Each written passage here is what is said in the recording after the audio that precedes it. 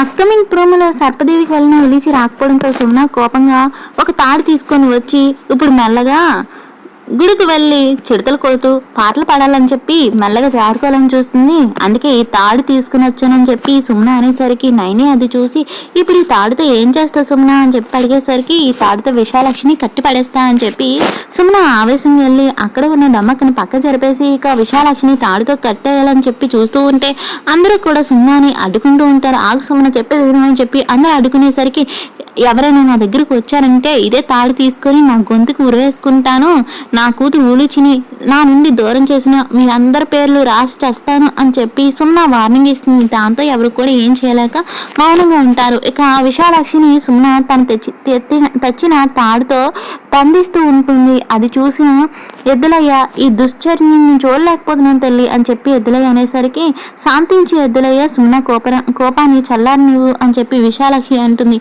పచ్చి మంచినీళ్ళు కూడా తాగడానికి వీల్లేదని చెప్పి సుమన విశాలాక్షితో అంటూ ఉంటే ఇక విశాల్ నైని అడ్డుకోవడానికి ప్రయత్నిస్తూ ఉంటారు సుమనని. ఇక విశాలాక్షిని పూర్తిగా అసలు కదలకుండా సుమన తాళ్ళతో కట్టేసి ఉంచుతుంది. మరేం జరగబోతుంది, అసలు ఉలిచి తిలోత్తమ గాయత్రి దేవి వీళ్ళందరూ ఏమైపోయారనేది అప్కమింగ్ ఎపిసోడ్లో చూద్దాం.